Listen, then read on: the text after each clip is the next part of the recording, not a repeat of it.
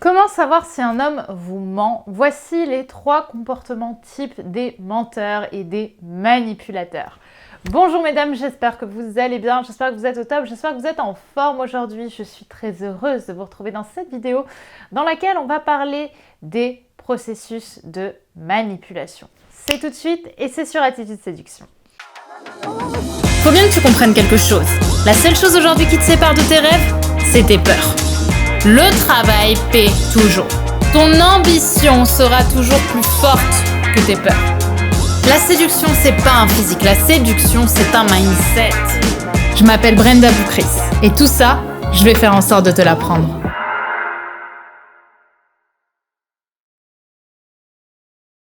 Alors mesdames, j'espère que vous allez bien. Si vous ne me connaissez pas encore, je suis Brenda Boukris, ton experte en amour et en relations hommes-femmes, spécifiquement pour vous mesdames, pour vous apprendre à devenir des femmes plus séduisantes, plus attirantes et à mieux comprendre les hommes tout en gagnant confiance en vous. Et aujourd'hui, vous l'aurez compris, nous allons parler de comportements manipulateurs et plus particulièrement des comportements types des menteurs. Mais si ce n'est pas déjà fait, je vous invite tout de suite à vous abonner en cliquant sur le bouton rouge juste ici, puisque je te publie toutes les semaines des vidéos de conseils en amour, en relations hommes-femmes, en prise de confiance en soi, pour aider justement les femmes, probablement les femmes comme toi, à devenir plus confiantes, plus heureuses dans leur vie et plus épanouies, tout en attirant l'amour à elles. Alors si ça te parle et que ça te palpite, je t'invite à cliquer sur le bouton rouge juste en dessous. Maintenant que ceci est dit, on va pouvoir commencer et je vais te parler donc des comportements types des manipulateurs.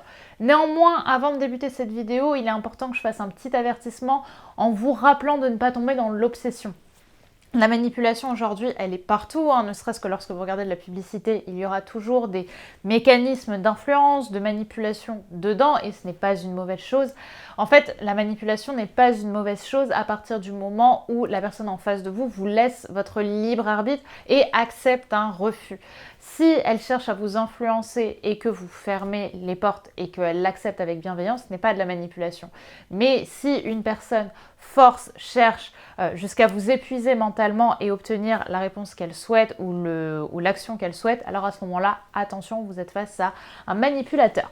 Alors récemment, j'ai lu une nouvelle lecture du docteur Lynn Ten Brink de la Haas School of Business qui justement explique, met en avant les comportements des personnes qui ne disent pas la vérité. Et je vous ai sélectionné quelques-uns de ces principes que vous allez maintenant pouvoir détecter. Le premier principe, c'est la respiration. La respiration, c'est vrai qu'on l'oublie très souvent, mais c'est un de nos comportements inconscients les plus développés en nous. Déjà parce qu'on respire 12 à 21 fois par minute seulement au repos, et c'est déjà énorme sans en avoir conscience. Donc la respiration, elle est ancrée en nous et elle en dit beaucoup sur nous, notamment par rapport au bruit qu'on va faire par rapport à notre respiration, puisque la respiration va venir oxygéner notre cerveau, va venir oxygéner notre corps, la régulation du sang et j'en passe. Or, une personne qui ment va tout simplement respirer plus fort. Elle va respirer plus bruyamment également.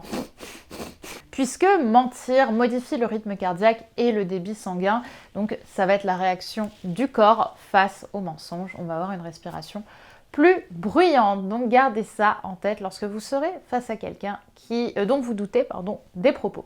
Le deuxième comportement des menteurs est le comportement d'agitation, puisque la plupart des menteurs ont peur justement de ne pas être crus et donc inconsciemment va se créer une petite panique au niveau du corps qui va se sentir dans leur agitation.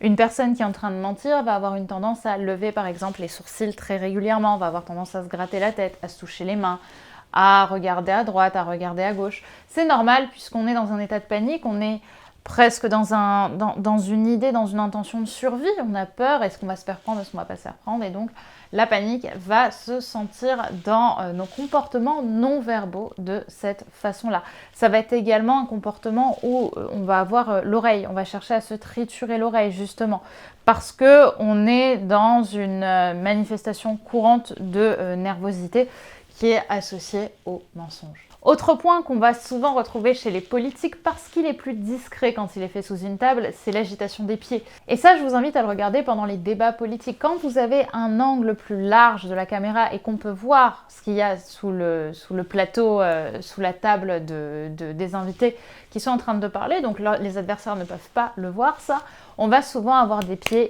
qui sont en train de s'agiter, qui sont en train de se presser, etc. Et ça, c'est un signe typique des personnes qui sont en train de mentir et qui se sentent nerveuses également. Et ça, typiquement, c'est la réaction inconsciente d'un corps qui a envie de prendre la fuite. Les pieds s'agitent quand on a envie de partir, quand on a envie de fuir une conversation. Il n'en a pas forcément conscience, évidemment, mais vous allez voir que c'est assez rigolo à regarder. Je vous invite aussi à l'observer dans votre cercle d'amis ou dans votre cercle social. Vous verrez que ça revient beaucoup. Et enfin, le troisième comportement dont j'avais envie de vous parler aujourd'hui, c'est le comportement des personnes qui vont surjustifier leurs propos.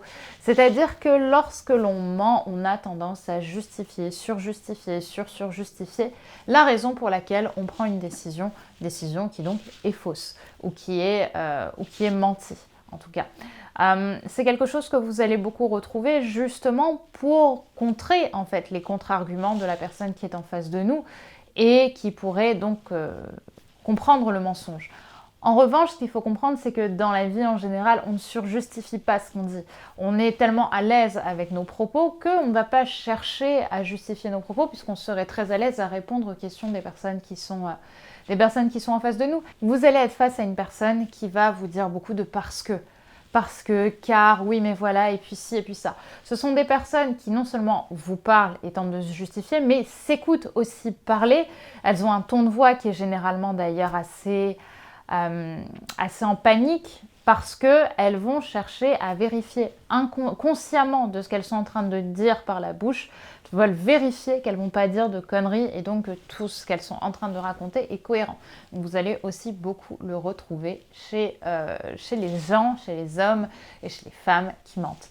Donc soyez observatrices de cela, mesdames. Voilà, mesdames, sur ce que j'avais envie de vous partager dans cette vidéo. D'ailleurs, je vous invite à me dire ce que vous en pensez par commentaire. Ce serait génial de pouvoir continuer le débat ensemble, puisque je trouve qu'aujourd'hui, c'est important de réaliser, on le réalise de plus en plus heureusement, qu'il y a les mots de la bouche et il y a les mots du corps, il y a les mots du cerveau, il y a les mots de nos mains, de nos jambes et j'en passe. Et c'est important de comprendre que les vrais messages seront toujours les messages du corps. Donc attention à ça. Je vous remercie d'avoir regardé cette vidéo. Je vous invite donc à me laisser un petit commentaire, ça me ferait super plaisir de pouvoir vous lire, mais également de me suivre sur mes autres réseaux sociaux comme Instagram @BrendaBoucris pour regarder un petit peu les conseils que je vous donne également sur cette plateforme. Et enfin, pour celles qui ne sont pas encore abonnées, je vous invite à cliquer sur le bouton rouge juste ici pour suivre le contenu toutes les semaines que je vous propose et obtenir encore plein de conseils en amour, en séduction et tout comprendre des hommes et devenir une femme tellement séduisante qu'ils se battront pour vous. Je vous embrasse, mesdames, je vous dis à très vite. Bye bye.